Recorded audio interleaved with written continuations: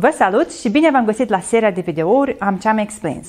În vederea îmbunătățirii calității raportării financiare, ne dorim să aducem în discuții anumite subiecte care din practica noastră sunt mai puțin adresate și necesită o atenție sporită pentru a fi îmbunătățite.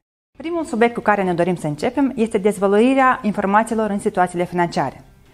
Ne dorim să ne aducem aminte care sunt acele aspecte cheie pentru o raportare financiară de sfârșit de an și ce putem face ca să îmbunătățim această raportare.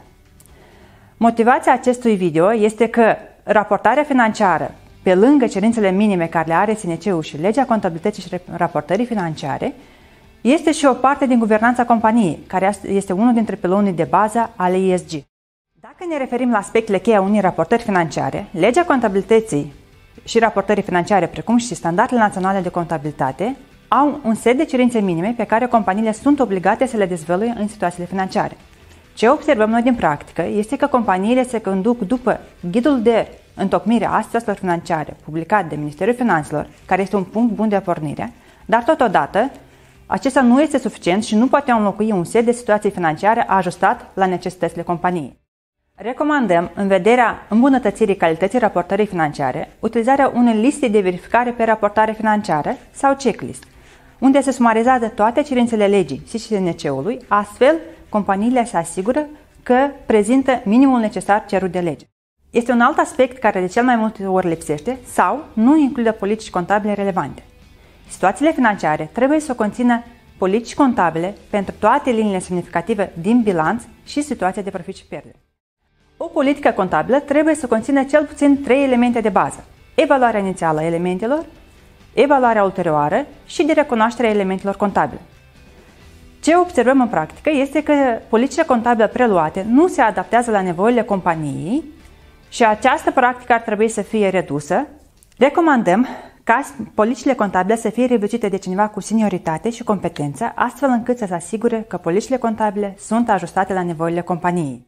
Prezentarea unei politici contabile eronate este la fel de grav ca și o eroare matematică în situațiile financiare. Un punct de pornire pentru dezvoltarea politicilor contabile este legea contabilității și raportării financiare, precum și SNC-urile. Companiile care fac parte dintr-un grup pot să preia politicile contabile ale grupului, care ulterior să le ajusteze la nevoile companiei. Este un principiu fundamental care trebuie evaluat și fundamentat în situațiile financiare în momentul întocmirii acestora. Lucru pe care îl vedem puțin fundamentat în situațiile financiare, mai ales unde există anumite evenimente, ca spre exemplu pierderi, active negative sau capitaluri acumulate negative. Fundamentarea acestui principiu în situațiile financiare oferă utilizatorilor o vizibilitate mai bună asupra potențialelor riscuri cu care se confruntă entitatea, precum și o perspectivă asupra dezvoltării viitoare a afacerilor. Recomandăm implicarea conducerii în fundamentarea acestui aspect în situațiile financiare, așa cum acesta nu este responsabilitatea departamentului financiar.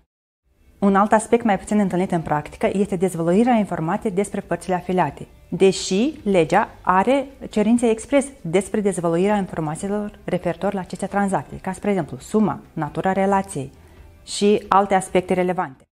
Este un alt aspect mai puțin cunoscut sau întâlnit în situațiile financiare.